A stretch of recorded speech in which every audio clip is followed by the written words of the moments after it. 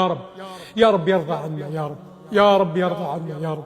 يا رب أنزل علينا من بركات السماء وأخرج لنا من بركات الأرض. اللهم احفظنا يا رب في أمتنا، يا رب أصلح أحوالنا يا رب، يا رب ارفع عنا البلاء والغلاء وارفع عنا المحن يا رب، يا رب ما وعدتنا به على لسان نبيك محمد صلى الله عليه وسلم من الخير والعطايا. يا رب أنزل علينا الخير في هذا الشهر المبارك، يا رب أنزل عنا وعمنا بالرخاء، يا رب أدخل الفرحة والسرور إلى كل المحزونين، يا رب اشف مرضى المسلمين، يا رب رد الغائبين إلى أهلهم سالمين غانمين، يا رب ألف بين القلوب، يا رب فك أسر المأسورين، يا رب انصر المظلومين من المؤمنين، يا رب فرج على المكروبين واقض حاجة المحتاجين، يا رب حقق أمنية كل من له أمنية في هذه الدنيا فيها خير وصلاح في الدين والدنيا والآخرة. يا رب، يا رب يصلح لنا أزواجنا وأبناءنا، يا رب هب لنا من لدنك ذرية طيبة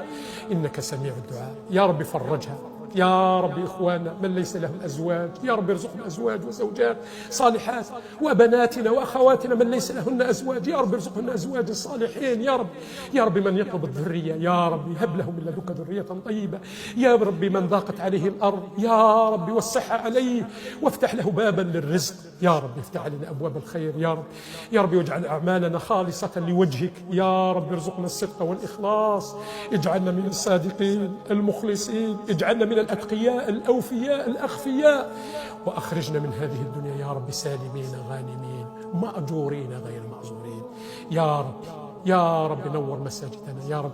نورها بالصلاة، نورها بالقرآن، نورها بالذكر والدعاء، نورها بعمارها يا رب من المؤمنين، من الرجال الذين لا تلهيهم تجارة ولا بيع عن ذكر الله. اللهم يا رب ارفع الآلام والأسقام عن جميع مرضى المسلمين يا رب، من يتألم في هذه الساعة يا رب ارفع عنه البلاء والبسه لباس العافية والصحة. يا كريم يا جواد يا رحمن يا رحيم، يا رب اجعل أسعد أيامنا يوم نلقاك فيه،